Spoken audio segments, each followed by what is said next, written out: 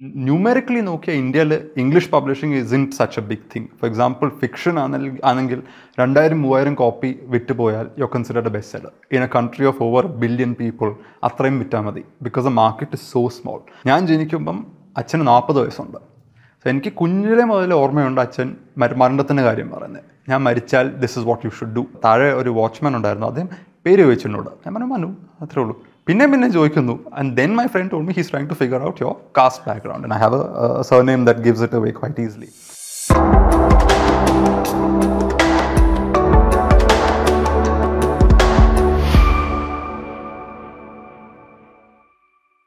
ഇപ്പോൾ ഒരു ജേർണലിസ്റ്റ് എന്ന നിലയ്ക്ക് നമുക്ക് ഒരു ബേസിക് ഒരു ടെനറ്റ് ഉണ്ടല്ലോ, that you need to understand who, what, where, when, why and how. അങ്ങനെ ഒരു പ്രിൻസിപ്പിളിനകത്താണ് പലരും ഓപ്പറേറ്റ് ചെയ്യുന്നത്. And that is what is principally taught to you. ഒരു ഓഥർ അല്ലെങ്കിൽ ഒരു ഹിസ്റ്റോറിയൻ അങ്ങനെ എന്തെങ്കിലും പ്രിൻസിപ്പിൾസ് ഉണ്ടോ where they have to abide by rules? I think what you just said applies to historians also, which is that ഞങ്ങളും പാസ്റ്റിനെ കിട്ടുന്ന രീതിയിൽ അങ്ങ് വിഴുങ്ങുന്നില്ല. ഇപ്പം ഡോക്യുമെൻറ്റ്സ് കിട്ടിയാലും റെക്കോർഡ്സ് കിട്ടിയാലും റെക്കോർഡിൽ ഇങ്ങനെയാണ് അതുകൊണ്ട് ഇതാണ് സത്യം എന്ന് പറയില്ല. You have to ask these questions. ഈ റെക്കോർഡ് ആരാണ് എഴുതിയത്, ഏത് ഭാഷയിലാണ് എഴുതിയത്, അതിൻ്റെ ഇൻറ്റൻറ്റഡ് ഓഡിയൻസ് ആരാണ്, ഇത് എഴുതിയ ആളുടെ ഉദ്ദേശം എന്തായിരിക്കും, ഇങ്ങനെ കുറേ ചോദ്യങ്ങൾ ചോദിച്ചാലേ നമുക്ക് ആ റെക്കോർഡ്സിനെ തന്നെ ഒരു കോണ്ടെക്സ്റ്റിൽ പ്ലേസ് ചെയ്യാൻ പറ്റുള്ളൂ. ഒരു basic example that I often give is, നമ്മുടെ ഇന്ത്യൻ ഹിസ്റ്ററിയിലെ ആൾക്കാർ പറയും we must base it on records only, അതാണ് ഹിസ്റ്ററി. പക്ഷേ ഇൻ റിയാലിറ്റി നമ്മുടെ ഒരു കാസ്റ്റ് ബേസ്ഡ് സൊസൈറ്റിയാണ്. അപ്പം ചില പ്രിവിലേജ്ഡ് കാറ്റഗറീസ് ഓഫ് ആൾക്കാർക്ക് മാത്രമേ ലിറ്ററസി ഉള്ളൂ, അവർ മാത്രമേ റിട്ടൺ റെക്കോർഡ്സ് വെക്കുന്നുള്ളൂ. മാർജിനലൈസ് സമുദായങ്ങളിൽ അവർ പാർട്ടിൽ കൂടെയും ലെജൻസിൽ കൂടെയും അവരുടെ തന്നെ ഇൻറ്റേർണൽ മിത്സിൽ കൂടെയാണ് ഒരു കളക്റ്റീവ് മെമ്മറീനെ പ്രിസർവ് ചെയ്യുന്നത്. അതൊരു ഫുട് നോട്ട് വളരെ ഡീറ്റെയിൽഡ് ആയിട്ടുള്ളൊരു ഹിസ്റ്ററി ബുക്കിൻ്റെ രൂപത്തിലല്ലായിരിക്കും വരുന്നത്, പക്ഷേ ചില പാട്ടുകളിൽ കൂടെ അങ്ങനത്തെ ഓറൽ നാരറ്റീവ്സ് കളക്റ്റീവ് മെമ്മറി കൂടെയാണ് വരുന്നത്. അപ്പോൾ we have to be able to get that also. അപ്പോൾ you have to be open to all these things. റെക്കോർഡ്സിൽ എഴുതിയിരിക്കുന്ന മാത്രമല്ല, that is one piece of the puzzle, but there are many more pieces of the puzzle. That's why you have to ask these questions. That's how you clarify the past as opposed to simply repeating what people have said. അപ്പോൾ ഈ Ivory thrown ആണെങ്കിലും ഇതിന് മുമ്പുള്ള official Thiruvithamkoor narratives നോക്കിയാൽ വളരെ നല്ല ശുദ്ധമായ ഒരു പ്യോറായിട്ടുള്ള നാരറ്റീവാണ്. ഇത്ര നല്ല സിമ്പിൾ രാജാക്കന്മാരായിരുന്നു, ഇങ്ങനെയായിരുന്നു, അങ്ങനെയായിരുന്നു, they achieved such great things and that was that. പക്ഷേ when you start asking these questions, why, what, when, how, these questions give you more complicated answers. അങ്ങനെ complicated answers ചെയ്യുമ്പോഴാണ് you actually have an interesting book that has something new to offer. Basically ഇവിടെ നിന്ന് ഒക്കെ എല്ലാ matters എല്ലാ ഭാഗത്തുനിന്നും collect ചെയ്തിട്ട് പിന്നെ ഒരു വ്യൂ എടുക്കുകയാണ്, പിന്നെ ഒന്ന് സ്റ്റെപ്പ് ബാക്ക് ചെയ്തിട്ട്. പക്ഷേ ഈ വരുന്ന ഓരോ സോഴ്സിനും അതിൻ്റെതായ പൊളിറ്റിക്സ് ഉണ്ട്. ഓരോരുത്തരും എഴുതുമ്പോൾ അവരുടേതായ ഒരു കാഴ്ചപ്പാടിൽ കൂടെയാണ് എഴുതുന്നത്. അപ്പം ഞാൻ ഡയറീസ് റിഫർ ചെയ്യുവാണെങ്കിലും അത് എഴുതിയ ആൾ ഇപ്പോൾ സീനിയർ റാണിയുടെ ഫാദർ ആണെങ്കിൽ അയാൾക്ക് അങ്ങോട്ടൊരു ചരിവ് കാണും, വേറെ ഒരാളാണെങ്കിൽ ബ്രിട്ടീഷുകാരനാണെങ്കിൽ അയാൾക്ക് അങ്ങോട്ടൊരു ചരിവ് കാണും. പക്ഷേ that doesn't mean these diaries don't have value, but it means you would be aware of the prejudices of the person writing those diaries. അപ്പം അത് ഞാൻ എഴുതുന്ന പുസ്തകങ്ങൾക്കും കാണും. ഫോർ എക്സാമ്പിൾ ഫിൽട്രേഷൻ നടത്തേണ്ട കാര്യമുണ്ട്, അതെല്ലാവരും നടത്തണം. അത് it's not specific to historians. ഇന്നത്തെ ഈ ഫേക്ക് ന്യൂസിൻ്റെ ഒക്കെ കാലത്ത് it's a normal thing, right? ഒന്നും നമ്മുടെ ഫോണിൽ അല്ലെങ്കിൽ നമ്മൾ വായിക്കുന്നത് never accept it at face value. Always ask questions, use your own brain to try and identify whether this is reasonable or not. എന്നാലേ നമുക്കൊരു റിലേറ്റീവ്ലി റീസണബിൾ ആയിട്ടുള്ള ഒരു ആൻസർ കിട്ടുള്ളൂ. ഇപ്പം ഞാൻ ഈ പുസ്തകങ്ങൾ എഴുതിയെന്ന് വെച്ചാൽ it's completely possible 25 years later somebody will revise some of my conclusions. കാരണം അങ്ങനെയാണ്, ഇതൊരു ഇവോൾവിംഗ് ഫീൽഡാണ്. ഇതിൽ ഭയങ്കര ഇൻട്രസ്റ്റിംഗ് ആയിട്ടുള്ള കാര്യമാണ് ഹിസ്റ്ററിയിൽ. എന്താണെന്ന് വെച്ചാൽ ഹിസ്റ്ററി എന്ന് പറയുന്ന ഒരു കോൺസ്റ്റൻ്റ് അല്ല, അത് ചേഞ്ച് ചെയ്തുകൊണ്ടിരിക്കും സാഹചര്യം അനുസരിച്ച്. ഇപ്പോൾ തന്നെ നമ്മൾ ഒരു 100 വർഷം മുമ്പുള്ള പല നാരേറ്റീവ്സും, ഇതിപ്പോൾ ഫ്രീഡം സ്ട്രഗിളിനെ കുറിച്ചാണെങ്കിലും അതൊക്കെ മാറിക്കൊണ്ടിരിക്കുകയാണ്. പിന്നെ കാണുന്ന ആളുടെ പെർസ്പെക്റ്റീവ് ഉണ്ട്. എൻ്റെ ഒരു പ്രസക്തിലൂടെ ആയിരിക്കില്ല വേറൊരു വ്യക്തിയെ ഹിസ്റ്ററീനെ കാണുന്നത്. ഇങ്ങനെ പലതരത്തിലുള്ള വേരിയബിൾസ് ഉണ്ട് which change, and my truth is not your truth. So ഈ വേരിയബിൾസ് ഒക്കെ ഇരിക്കുമ്പോൾ പുതിയ ചാലഞ്ചസ് വന്നുകൊണ്ടിരിക്കുകയാണ് Manu. And what do you think are the new challenges, especially if you social media is a challenge? Is that a challenge for you really as a historian? I keep wondering, കാരണം ഇപ്പം so much data is digital. ഞങ്ങൾക്കൊക്കെ ഇപ്പോൾ ഈ files ആർക്കൈവ്സിലുണ്ട്, physical files ആണ്. അപ്പം നമ്മൾ പോയി ഒരു കത്ത് അല്ലെങ്കിൽ ഒരു ഡോക്യുമെൻറ്റ് വായിക്കുമ്പോൾ these are official written down records that are safely kept in one place. ഈ ഒരു ഡിജിറ്റൽ കൾച്ചറിൽ we are creating so much data on a daily basis. പണ്ടത്തെ കാലത്ത് ഫോട്ടോഗ്രാഫ്സ് അത്രയില്ല. So photography is a relatively niche kind of art form. Only certain people have access to cameras, only certain people have photographed. അതിന് അതിൻ്റെതായ ഒരു social history ഉണ്ട്. ഇന്നത്തെ കാലത്ത് photographs all over the place. So for a future historian, trying to make sense of all this data is going to be a different kind of challenge. But for all you know, ഭാവിയിലുള്ള ഹിസ്റ്റോറിയൻസിന് AI tools കാണും, വേറെ technology കാണും. ഇപ്പം തന്നെ ഞാൻ 2010 ജോലി ചെയ്തുകൊണ്ടിരിക്കുന്ന കാലത്ത് I remember ആർക്കൈവ്സിലൊക്കെ അവർ ചിലപ്പോൾ ഫോട്ടോ കോപ്പി ചെയ്യാൻ സമ്മതിക്കില്ല, റെക്കോർഡ്സ് സ്കാൻ ചെയ്യാൻ സമ്മതിക്കില്ല, ഫോട്ടോ എടുക്കാൻ സമ്മതിക്കില്ല. ഇന്നൊക്കെ മാറിയിട്ടുണ്ട്. In most archives, whether it's in India and London, they now let you take photographs. You can scan a document, so you work faster. Even online കിട്ടി തുടങ്ങിയിട്ടുണ്ട്. ഓൺലൈൻ കിട്ടി തുടങ്ങിയിട്ടുണ്ട്. ഡിജിറ്റൈസ് ചെയ്ത് ഇപ്പം നാഷണൽ ആർക്കൈവ്സിലൊക്കെ ഇച്ചിരി എക്സ്പെൻസീവ് ആണ്. 4000 രൂപ കൊടുത്താൽ ഒരു ഫയൽ നമുക്ക് അവർ full beginning to end scan ചെയ്ത് നമുക്ക് അയച്ചു തരും. അപ്പോൾ എനിക്ക് എൻ്റെ വീട്ടിൽ കുത്തിയിരുന്ന് I don't even need to physically go to Delhi. അപ്പോൾ കോവിഡ് സമയത്ത് ഈ 4ാമത്തെ പുസ്തകം എഴുതുന്ന സമയത്ത് that was a very useful tool. Because archives ഒക്കെ ഷട്ടാണ്, ഒരു വർഷമായിട്ട് ആരും എങ്ങും പോകുന്നില്ല.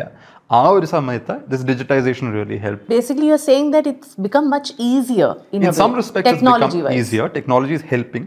പക്ഷേ മിസ്ഇൻഫർമേഷൻ ഇപ്പം ഫോർ എക്സാമ്പിൾ ഇപ്പോഴത്തെ പ്രധാനമന്ത്രി അല്ലെങ്കിൽ ഇപ്പോഴത്തെ അമേരിക്കൻ പ്രസിഡന്റ് ഭാവിയിലൊക്കെ ഇവരുടെ ബയോഗ്രഫീസ് ആരെങ്കിലും എഴുതുകയാണെങ്കിൽ you are not going to just look at the official records of the things they did in office. അവരുടെ ട്വീറ്റ്സ് വായിക്കണം, അവരുടെ സോഷ്യൽ മീഡിയ ഹിസ്റ്ററിയും കൂടെ നോക്കണം.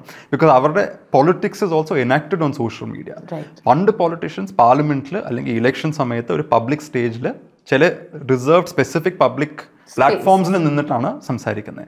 Now everything is A platform. Your social media is a platform. You've got Instagram, you've got Twitter, you've got Koo, you've got so many other social media platforms.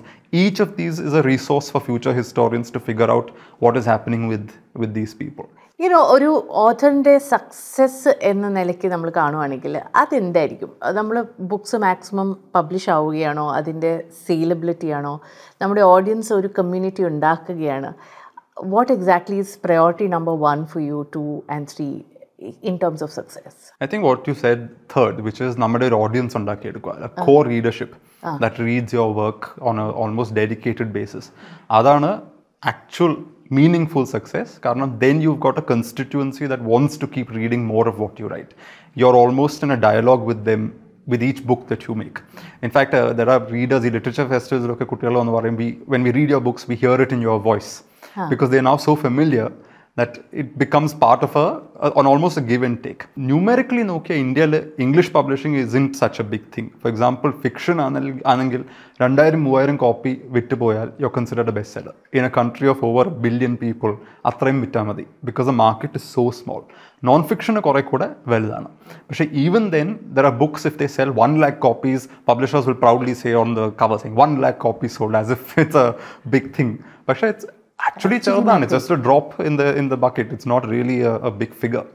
So it's not really about the numbers, although numbers do matter, because numbers-ന്റെ ബേസിസിലാണ് നമ്മുടെ അടുത്ത പുസ്തകം publish ആവുന്നത്. ആദ്യത്തെ പുസ്തകം ശരി നല്ലോണം പോയതുകൊണ്ട് I got a better deal for my second book. That worked out, so I got a better deal for the third book. That worked out, so it's an even bigger deal for my fourth book, and so on and so forth. So അങ്ങനെ for me, of course, it holds financial incentives in that way. പക്ഷേ സത്യം പറഞ്ഞാൽ it's actually building that community of core readers. ഒരു ഓഥറായിട്ട് നമുക്ക് ജീവിക്കാൻ പറ്റുമോ ആ തരത്തിലുള്ള? പറ്റുന്നുണ്ട്, പക്ഷേ it's not easy. Thing is എനിക്ക് പണ്ടേ കുറെ കൂടെ ഡിസിപ്ലിൻ ഉള്ളതുകൊണ്ട് I can manage perfectly well. To give you an example, I have a diary. ഞാൻ ലണ്ടനിൽ സ്റ്റുഡൻ്റ് ആയിട്ട് പോയപ്പം എൻ്റെ ഉദ്ദേശം ആർക്കൈവ്സിൽ പോകാനാണ്. ചുമ്മാ ഒരു മാസ്റ്റേഴ്സ് ഡിഗ്രി അതിൻ്റെ കൂടെ ചെയ്യാമെന്നുള്ള ഉദ്ദേശത്തിലാണ് പറഞ്ഞത്.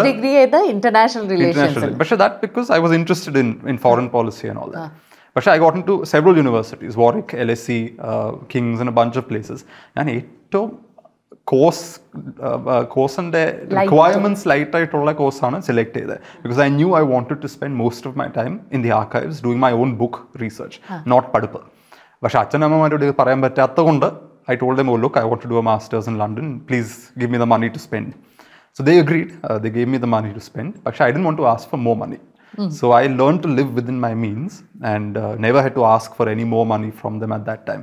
I have a diary and an account book, our student summit, I still have it, where I have sections that says this week or entire week I only spent £25 because I used to live on a very shoestring budget in order to then വേറെ ഒന്നും കൊണ്ട് എന്തൊക്കെ ജോലികൾ ചെയ്തു, വേറെ ജോലികൾ അതൊന്നും ചെയ്തില്ല.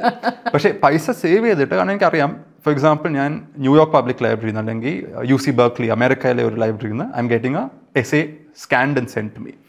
അതിനപ്പോൾ I have to spend say $50 to get that one document. This Aisha, if I spend less money, I will build up savings that I can use to get research material from that library. I have had dinners that are just biscuits. Biscuit കഴിച്ച് കിടന്നുറങ്ങിയിട്ടൊക്കെ ഉണ്ട്, which is not the height of struggles. In this country, of course, I'm still extremely privileged. It's not struggle. But it was a way of balancing my books and making myself work within the resources that I had. I didn't have the luxury of taking an entire year off and then writing in the early stages. ആ സമയത്താണ് വന്ന് ജോലിയൊക്കെ ചെയ്ത് കഴിഞ്ഞ് വന്നതിന് ശേഷം 3 മണി വരെ ഇരുന്ന് എഴുതുന്നത്. Because I have no option. ഉള്ള സമയം വെച്ചേ എനിക്ക് എഴുതാൻ പറ്റുള്ളൂ. I have to make it work. There, in fact, working with Shashi Tharoor helped, because when it was my first job. 21 വയസ്സിലാണ് അദ്ദേഹം എനിക്ക് ജോലി തന്നത്. And I remember I went there as an intern. Within 2 months, he made me head of that little Delhi office that he had. And I remember sitting there in the office, and I would notice late at night, ഇപ്പം ഞാൻ ഇവിടെ ഇരിക്കുവാണെങ്കിൽ എൻ്റെ desk ഇവിടെ ഇരിക്കുവാണെങ്കിൽ his study library, അല്ലെങ്കിൽ his studyയുടെ window used to be at a slight distance in the next building, in his main house. And that light would be on sometimes till 2 o'clock in the morning. And I would stay in the office working on my book after office hours, and just looking at the light, saying if he, after writing a dozen books at his level in life, he's been Under Secretary of the General of the United Nations, he's been a minister, he's done so many great things. He's managing his time and making every moment count. For me, exposure to that at the age of 21 really helped, because then I would sort of try and imitate that work ethic, and that helped. Adu karanana I managed to pull off this first book. For me, that's really how it all ended up happening. അതുപോലെ Lord ബല്ലിമോറിയ, ആ experience എങ്ങനെയായിരുന്നു? അദ്ദേഹം വളരെ ഒരു larger than life ക്യാരക്ടറാണെന്ന് ഞാൻ കേട്ടിട്ടുണ്ട്. He's a very sweet man. വളരെ ഒരു ഡീസൻറ്റ് ഹ്യൂമൻ ബീങ് ആണ്. ഒരു സിസ്റ്റമിലെ വ്യത്യാസം ഉണ്ടായിരുന്നു. ഞാൻ ഡൽഹിയിൽ ജോലി ചെയ്യുമ്പം നമ്മുടെ ഇന്ത്യൻ ഗവൺമെൻറ്റുമായിട്ടാണ് ഞങ്ങളുടെ ഡീലിങ്സ്. അന്ന് ശശി തരൂർ MP ആണ്. സോ ആ Delhi office use to liaise with ministries, get things done for Thiruvananthapuram, his constituency and so on. അപ്പോൾ ഇന്ത്യയിൽ കുറേ കൂടെ കെയോട്ടിക് ആണ്. No one day was like the previous day. Very interesting challenges. You're meeting interesting people. One day it's a diplomat, one day it's a bunch of people who've come in to complain about something. It's a varied set of people you're dealing with on a daily basis. UK it was much more streamlined. Angante challenges onnuilla, because they've got such an organized system. Everything has its slots. To a certain extent, chelappo enke bore adichittundu. Idu ingane ittrakku idane angane organize cheyyana vecha oru rasavilla. It needs a little bit of challenge. Because you thrive, like you've lived in chaos. Yeah, when you've lived in chaos and you've had to thrive in chaos, in a sense you draw energy from the chaos, right? Because it motivates you to try. Correct. Whereas if something is too easy, then you don't really have the rush to push yourself in the same way. Correct. So that was the difference I felt. But again, being in London at that time helped me get my book done. ഞാൻ എൻ്റെ ഒരു 21 മുതൽ 25 വയസ്സ് വരെയുള്ള ചില ജോലികളെല്ലാം പുസ്തകത്തിൻ്റെ ഓറിയൻറ്റേഷനിലാണ്. പുസ്തകത്തിന് എന്താണ് ആവശ്യം, ആ സമയത്ത് ഞാൻ ഡൽഹിയിൽ ആർക്കൈവ്സ് ആയിരുന്നെങ്കിൽ ഡൽഹി വന്ന് ജോലി. ഈ കാര്യങ്ങളൊക്കെ എങ്ങനെയാണ് ഒരു ഓഥർ എന്ന നിലയ്ക്ക്, how has it shaped your guys? ഈ വർക്ക് എക്സ്പീരിയൻസ്, ഈ രണ്ട് വളരെ പ്രോമിനൻ്റ് ആയിട്ടുള്ള പൊളിറ്റീഷ്യൻസിൻ്റെ കൂടെയുള്ള വർക്ക് എക്സ്പീരിയൻസ് എങ്ങനെയാണ് ഒരു ഹിസ്റ്റോറിയൻ എന്ന നിലയ്ക്ക് എഴുതുമ്പോൾ എഫക്റ്റ് ചെയ്തിട്ടുള്ളത്? I think it's helped me look at the world with a sort of zoomed out lens, in the sense that നമ്മൾ പ്യോർലി ഒരു അക്കാഡമിക് സ്പേസ് അല്ലെങ്കിൽ പ്യോർലി ഒരു ഹിസ്റ്റോറിക്കൽ അല്ലെങ്കിൽ ഒരു ഹിസ്റ്റോറിയൻ്റെ ആ സ്പേസിൽ കൂടെ മാത്രം ജോലി ചെയ്ത് പോവുകയാണെങ്കിൽ it's like A frog in A little well. അതാണ് നമ്മുടെ ലോകം, അല്ലേ? പക്ഷേ because I've worked with politicians, I've been part of an election campaign, I've seen how the world operates. I've seen the rules of the system, and then I've seen how the system actually works. And I've seen the complications, the challenges, the exciting sides of it. It makes you realize that the world is a much more bigger place. And I think having that capacity to zoom out and look at the bigger picture helps me also look at the more nitty-gritty micro elements in a certain, let's say, in a more distinct way. I don't want to be a frog in a well. I want to be able to know something very well, but I also want to be able to zoom out and say, hold on, this is still part of something much bigger. ഇപ്പം നമ്മുടെ academic സ്പേസിലുള്ള കുഴപ്പം ഇതാണ്. Scholars are being trained to know more and more about less and less things. Because നമ്മൾ അത്രയ്ക്ക് specialise ചെയ്ത് പോവാണ്. ഒരു PhD dissertation എഴുതുമ്പോഴും വളരെ ഒരു നാരോ സബ്ജക്റ്റിനെ പറ്റിയാണ് എഴുതുന്നത്. ഒരു പ്രത്യേക ഏരിയയിലെ ഒരു പ്രത്യേക പീരീഡിലെ ഒരു പ്രത്യേക ടോപ്പിക്കിന് അല്ലെങ്കിൽ തീമിനെ പറ്റിയാണ് നമ്മൾ റിസർച്ച് ചെയ്ത് അതിനകത്താണ് നമുക്ക് ഡോക്ടറേറ്റ് കിട്ടുന്നത്. Whereas in reality, the world is more complex. There's an overlapping of lots of things. Adine manasilakkanameങ്കിൽ I think it's important to have wider experiences. And I'm glad for that reason. Even now, I go for lots of foreign policy conferences and things like that, just to keep that side of my brain alive. So that, it's not just this that's occupying all my time and my intellectual growth or whatever. I want to be exposed to bigger things about the world itself, about what's happening in the world at large. Other gives its own perspective and its own gaze. Authors ആവാൻ ആഗ്രഹിക്കുന്ന ആൾക്കാർക്ക് വേണ്ടി ചോദിക്കുകയാണ്, role of N agent എത്രത്തോളം important ആണ് in your success as an author? ആദ്യം ഇന്ത്യയിലെ agent culture ഇപ്പം തുടങ്ങി വരുന്നതേ ഉള്ളൂ. ഞാൻ തുടങ്ങുന്ന സമയത്തൊന്നും it wasn't a big thing. I just thought more strategically. ഞാനിത് എഴുതി കഴിഞ്ഞപ്പം ഇത് ഹാപ്പർ കോളിൻസ് ആണ് എവറി ത്രൂൺ പബ്ലിഷ് ചെയ്തത്.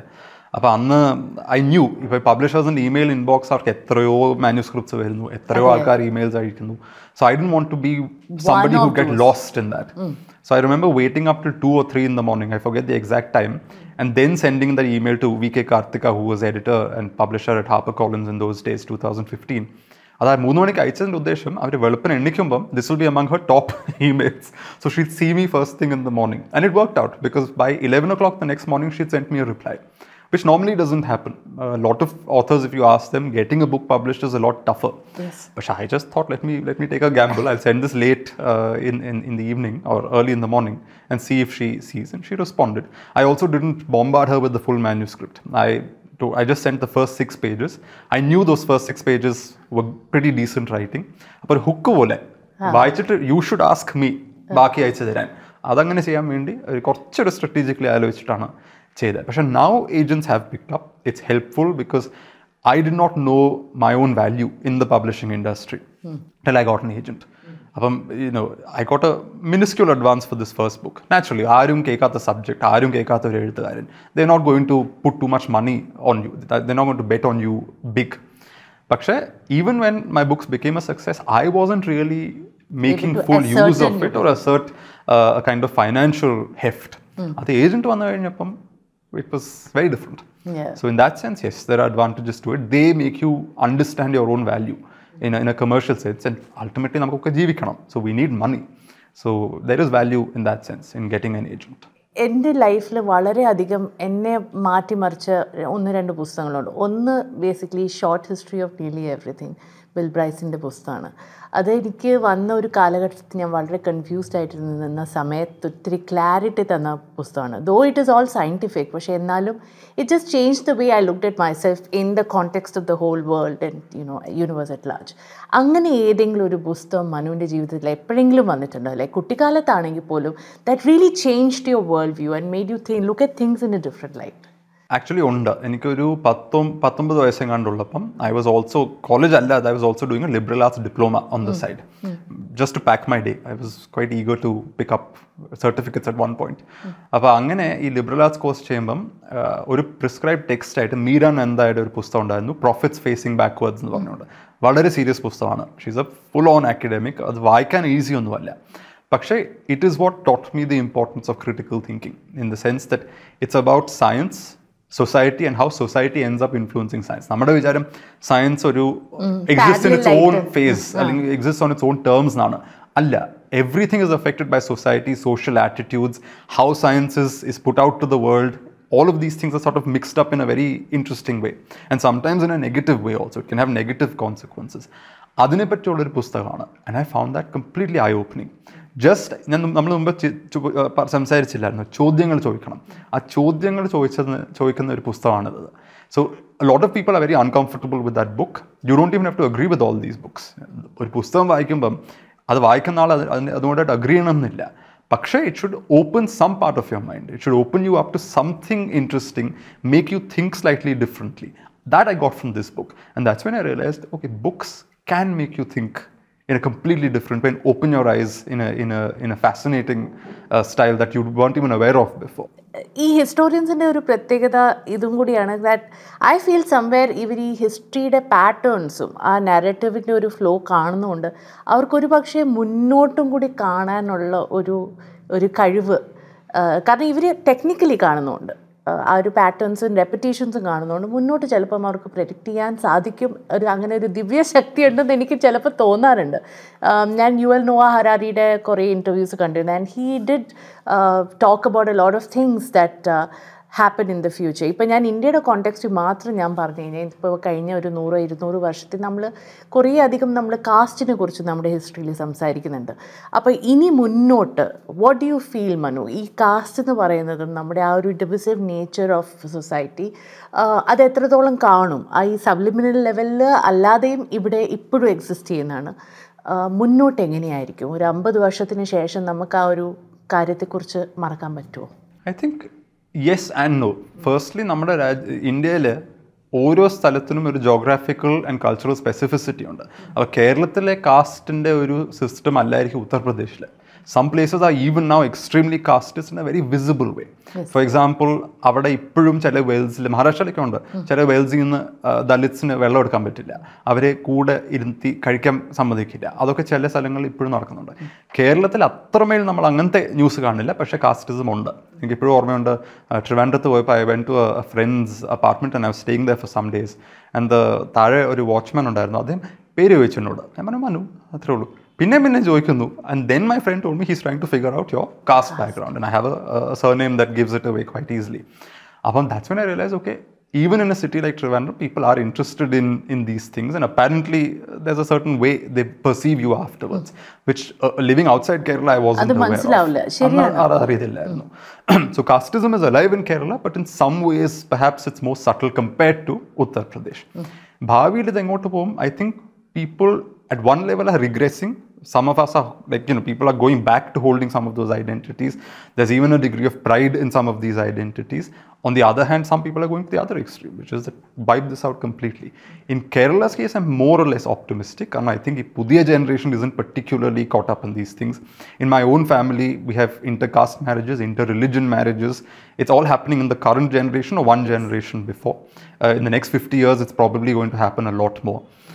So, my little nieces and nephews and others in the family, the kids who are born out of these marriages, they've got all these influences in them. But they are not going to be particularly aware of this. Adoru pakshe oru educated straight ke matram applicable ano, or do you feel percolating down to all the marginalized sections? See, all നമുക്ക് പറയാൻ പറ്റില്ല. പക്ഷേ നമ്മളൊരു വില്ലേജിൽ തന്നെ നോക്കിയാൽ, എൻ്റെ ancestral village തന്നെ നോക്കിയാൽ, ആ നാട്ടിൻപുറത്ത് താമസിക്കുന്നവർ they've had inter-caste marriages and so on. Dalits marrying erstwhile upper caste people, sometimes the reverse happening. It's happening even at village level. It's not normal yet, in quotes, പക്ഷേ തുടങ്ങിയിട്ടുണ്ട്. അത്രയൊരു comment ഉണ്ടാവുന്ന ഒരു സംഭവമല്ല, as far as I have seen. So in Kerala's case, in 50 years, it may be completely different, but you can't say the same about other parts of India. ഇതിനകത്തൊരു വ്യത്യാസമുണ്ട്. പിന്നെ ഈ കാസ്റ്റിനെ നമ്മൾ അക്കാഡമിക്കലി മനസ്സിലാക്കുന്നതിൽ തന്നെ there are complications to it. For example, നമ്മൾ പറയും Brahmins were this completely privileged caste. It is true. But there's also different kinds of Brahmins. Brahmins ഒരു കാറ്റഗറി അല്ല. ഇപ്പം കേരളത്തിലെ മലയാളി ബ്രാഹ്മിൻസിനെ തന്നെ എടുത്താൽ നമ്പൂരിമാരുടെ ഇടയിൽ തന്നെ വേദം ഉള്ളവരുണ്ട്, വേദം പഠിക്കാൻ അവകാശമുള്ളവരുണ്ട്, ആക്സസ് ഇല്ലാത്തവരുണ്ട്. ചില ഫാമിലീസ് നമ്പൂരിമാർക്ക് വേദം പഠിക്കാൻ അവകാശമില്ല. They were given slightly lower, in quotes, kind of jobs. ബ്രാഹ്മിൻസിൽ തന്നെ ചില ബ്രാഹ്മിൻസ് were considered inauspicious. ഇപ്പോൾ ഫ്യൂണറൽ പ്രീസ്റ്റ്സ് ആയിട്ട് പെർഫോം ചെയ്യുന്ന ബ്രാഹ്മിൻസിനെ ഇപ്പോൾ ഒരു നോൺ ബ്രാഹ്മിൻ വെളുപ്പിന് ഏതെങ്കിലും നല്ല കാര്യത്തിന് പുറത്തിറങ്ങുമ്പം ആ ഒരു ഫ്യൂണറൽ പ്രീസ്റ്റിനെയാണ് ആദ്യം കാണുന്നതെങ്കിൽ അത് അപശകുനമാണ്, മോശമാണ്. ബ്രാഹ്മണനാണ് പൂണൂലും ഉണ്ട്, പക്ഷേ he represent something inauspicious compared to a Namboothiri of a different type. So even in that one category അതിനകത്തും അതിനെ വെട്ടിമുറിച്ച് ഡിഫറെൻറ്റ് കാറ്റഗറീസ്. ഈ ഫ്യൂണറൽ പ്രീസ്റ്റിൻ്റെ in fact there's a record from one time where their women started using the olakoda to cover themselves from the gaze of people. കാരണം നമ്പൂരി സ്ത്രീ അന്തർജനംസ് ഇങ്ങനെ ആരും കാണാതെ ഓലക്കൊട പിടിച്ചല്ലോ പോണേ. Nambudris objected to that, saying you're Brahmins, but your women are not allowed to do that. Your women are supposed to be exposed to the public gaze. Nambudiri സ്ത്രീകൾക്ക് മാത്രമാണ് ഓലക്കൊട പിടിക്കാനുള്ള അവകാശം. ഇത് ബ്രാഹ്മിൻസ് ആണ് രണ്ട് സമുദായങ്ങളും, പക്ഷെ അതിനകത്ത് തന്നെയുണ്ട്. പൂണൂലിട്ടുകൊണ്ട് not everybody becomes a Brahmin. അമ്പലവാസികളിനകത്തും പൂണൂലുള്ളവരുണ്ട്, പൂണൂലില്ലാത്തവരുണ്ട്. So once you start studying caste, the complexities of it are at a completely different level. ഇപ്പോൾ ഏറ്റവും അധികം ഞാൻ കേൾക്കുന്നത്, ഞാനും ഉൾപ്പെടെ കേൾക്കുന്നതാണ്, കാസ്റ്റ് സർനെയിം വെക്കുക, കാസ്റ്റ് സർനെയിം എടുത്ത് കളയാം. അതൊരു സ്റ്റേറ്റ്മെൻറ്റ് പോലെ പലരും ചെയ്യുന്ന കാര്യമാണ് ഫോർ ദെയർ ഓൺ റീസൺസ്. മനുവിൻ്റെ കാസ്റ്റ് സർനെയിം ഉള്ളൊരു വ്യക്തി, and you somebody who studied caste so intrinsically so deeply, you choose to retain it in spite of people asking you time and time again എന്തുകൊണ്ട് അത് remove ചെയ്യുന്നില്ല. I have my reasons. How about you? What are your reasons? It's not a question of choosing to retain it. Firstly, of course, this comes also from a place of privilege. As I said, Keralathinte porthu varnonde, I was not aware that this surname was a caste surname as much as a Malayali surname. Growing up in Maharashtra, especially Pune, Puneile ഒരു dominant community അവിടുത്തെ കൊക്കണസ്ഥ ബ്രാഹ്മിൻസ് എന്ന് പറയും. അവരാണ് academically socially എല്ലാം ഒരു privilege community. അപ്പോൾ I remember സ്കൂളിലും കോളേജിലും ഒക്കെ ഇപ്പം നമ്മളുടെ സ്കൂൾ ടിഫിനിൽ നോൺ വെജ് കൊണ്ടുപോകുമ്പോൾ അവരൊക്കെ ഇങ്ങനെ നോക്കുമായിരുന്നു ആ കുട്ടികളൊക്കെ. ഇതൊക്കെ മോശമാണ്, അവർ നമ്മുടെ വാട്ടർ ബോട്ടിലിൽ നിന്ന് കുടിക്കില്ല. They will say that's because they got water from their own house or whatever. പക്ഷേ I have noticed these small discriminations were there against me maybe because I used to have non-veg in my tiffin, or I used to maybe my water wasn't pure enough for them or whatever. അപ്പോൾ ആ ഒരു കോണ്ടെക്സ്റ്റിൽ I was marked as a South Indian, as a Malayali. My surname represented that rather than a caste identity.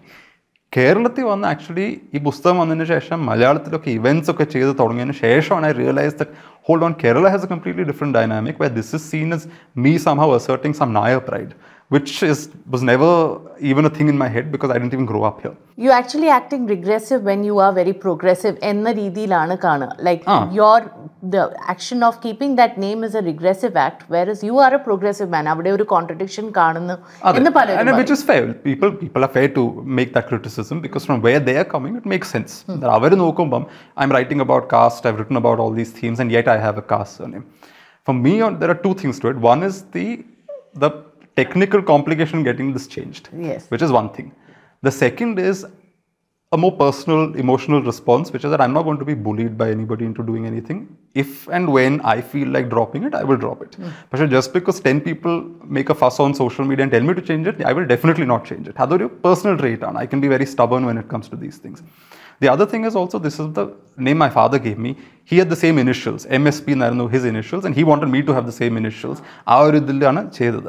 So at another level, after his death, I'm also attached to it in a slightly weird personal way, which is that this is the name my father gave me. I'm not particularly keen to change it. And finally, this again assumes my father is the Pillai. My mother's side, nobody knows the background. One day I hope to write a novel about it when I do fiction at some point, because it's worth a novel. Her family, their social background, their history, all of that comes together. It's a fascinating story. That's probably the way I will reconcile to my own caste position, through writing, through a book. But I've not reached that juncture yet, and I'm going to reach it at a certain point. I'm not going to be forced into it. I'm not going to be pushed into it. People are free to criticize. That's entirely within their right. Avaru criticize cheyidotte oru kolpavilla. But I'm also equally at liberty to drop it at a time of my choosing, and to get to that juncture at a time when I feel ready for it, and in a format that is suitable for me. Manu, you're talking about your dad, and from whatever little I have interacted with you, I understand that വളരെ clinical ആയിട്ട് എല്ലാ പെർസ്പെക്റ്റീവ്സും എടുത്ത് deal ചെയ്യുന്നൊരു വ്യക്തിയാണ്. ഒരു പക്ഷേ emotions എന്നുള്ളൊരു സംഭവം അത് ഹാൻഡിൽ ചെയ്യുന്നത് അതെങ്ങനെയായിരിക്കും എന്ന് എനിക്കൊന്ന് അറിഞ്ഞാൽ കൊള്ളാവുന്നുണ്ട്. Because on the face of it you are not comfortable expressing it. പക്ഷേ this big a loss for you, അതെങ്ങനെയാണ് ആസ് എ പേഴ്സൺ പ്രോസസ് ചെയ്തത്? I think again you see people around you deal with emotion, and some of that rubs off on you as well. അപ്പം ഞങ്ങളുടെ വീട്ടിൽ ഇപ്പം അമ്മുമ്മയാണെങ്കിൽ വളരെ expressive ആണ്. ഉച്ചക്കൊക്കെ കഴിക്കാൻ വന്നിരുന്ന ഭക്ഷണത്തിൻ്റെ ആ ഒരു രൂപം ഇഷ്ടപ്പെട്ടില്ലെങ്കിൽ അപ്പം പോലെ ഒരു മട്ടാണ്. She won't be very happy for the rest of the day. My grandfather was very different. He comes from a family where they were very reserved emotionally. They won't show their emotions. They won't even address each other by name and so on. വളരെ reserved people. My father was again more expressive emotionally. My mother was much more sort of reserved in the way she dealt with it. But with grief specifically, at one level we were always prepared for it in a way by my father. ഞാൻ ജനിക്കുമ്പം അച്ഛന് 40 വയസ്സുണ്ട്.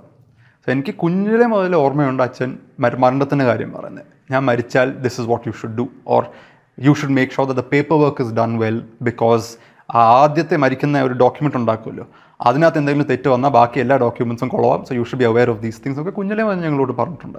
And that's so funny because when he passed away it was sudden. 15 minutes the person was gone. Perfectly healthy till then, and one fine morning he doesn't exist in 15 minutes. And that's so funny because the moment I got there to that room where he had just passed away, I saw his body. I sort of touched his face and his hand and his leg and all of that. And then I went and started looking at the paperwork, and that man was making a mistake in the form, and immediately that training that my father had given me kicked in, a rational side, saying that okay, get this corrected. I made him tear out that sheet and re-enter all the details, the name, the spelling, the date of birth and all of that. Then the next thing we faced was sudden death. He had no history of any medical complications. Aneurysm. It wasn't a regular attack, or aneurysm. His heart was perfectly healthy otherwise. അപ്പോൾ അവർ പറഞ്ഞു postmortem ചെയ്യണം. My mother first said, ചെയ്യണോ? It's a, ചുമ്മാ എന്തിനാ കീറുന്നതെന്നൊക്കെ ഉള്ളൊരു emotional response. But the doctor said, look, it's a sudden death with no explanation. We have to do a postmortem. So again, the rational side kicked in and we said, fine, we'll do the postmortem. And my sister and I stood outside that place and we were waiting there while all this happened. To be fair, he used to teach. He was a professor. ഒരുപാട് students ഉണ്ടായിരുന്നു. So they were around us. So they helped him. They carried the body. I wasn't involved in carrying the body because the students picked up the body and went there. So ഞങ്ങൾ അവിടെ നിൽക്കുമ്പം while the postmortem is happening, there's like hundreds of people who've gathered around us. Some are getting us tea. In the middle of this, jokes are being cracked. It's, it's almost surreal. It's not cinema കാണുന്ന പോലെ എല്ലാവരും ഇരുന്ന് കരച്ചിലും അങ്ങനത്തെ ഒരു സ്വഭാവം അല്ല. Something happens to you. At one level, it's shock, but another level, you are also already coping and surviving and moving to the next stage. It's a bit like a carpet is pulled off from under your feet. You don't know what's hit you. It's just suddenly pulled off, but your feet have to find their bearing. And that kicked in as it was happening in front of our eyes. To the extent that I don't remember my mother crying. I don't remember me crying, my sister crying. None of us cried. Until it was after the cremation. Then we had, at different junctures, at different points, we had emotional manifestations, but not in the immediate moment. I still remember bursting out crying when I was just like cleaning up something or removing some stuff from some place months later, and I happened to see something that belonged to him sitting there. Just out of the blue, I sort of burst into tears, which had never happened to me before, but that's how it happened at that particular moment. So grief, I think, for again, different people from different contexts, it comes in different ways. My grandmother's presence was a great, sense of joy for us, even in a tough time, because Acham Maricha, same evening, she was trying to, keep our spirits high, cracking a few jokes, saying things like that. So each of us, found our way. There's no formula. Grief is not something anybody can fully prepare you for. I think at some level, just being aware that it will come gives you a degree of preparation. Because my father always drilled it into our heads that your mother and I are not going to be here forever. Be prepared for it. That, I think, played some role in preparing us for it. But other than that, I don't think anything can actually condition you to be ready for the moment when it actually happens. As we are wrapping up, Manu, what is this dream that you little nurture in your heart? Maybe for the next 5 or 10 years, ഞാൻ ഈ ഒരു പോയിന്റിലേക്ക് എത്തണം, ഒരു വ്യക്തി എന്ന നിലയ്ക്കും അല്ലെങ്കിൽ ഒരു ഓഥർ എന്ന നിലയ്ക്ക് ഞാൻ ഈ ഒരു പോയിന്റിലേക്ക് എത്തണം എന്ന് ആഗ്രഹിക്കുന്ന എന്തെങ്കിലും ഒരു കാര്യമുണ്ടോ? If you would ask me ഇതൊരു 2 വർഷം മുമ്പ്, the answer would have been that, at the end of my career, whenever that happens, whenever a jolt from the heavens hits me and I drop dead, I want to leave behind at least one shelf of books that are, at least half of the books on that shelf should be good books that stand the test of time. Something interesting, something new, something different that I've contributed to the broader sort of intellectual realm and so on. So increasingly, you introduced me as a young author at the beginning of this program, but now I'm in my 30s. Youth is also relative, right? Like as you get older, you also discover different sides to yourself. You also start making peace with age. You realize that, your body changes, the way you view the world changes. Increasingly, I want to keep challenging the way I think. And one of the things about history and the past and reading and padiking in general is that the more you read, the more you open your mind, the more you correct yourself also. Yes. ഞാൻ അന്ന് ആലോചിച്ചുകൊണ്ടിരിക്കുന്നതല്ല ഇന്ന് ആലോചിക്കുന്നത്. അന്നത്തെ കാഴ്ചപ്പാടല്ല ഇന്നത്തെ കാഴ്ചപ്പാട്.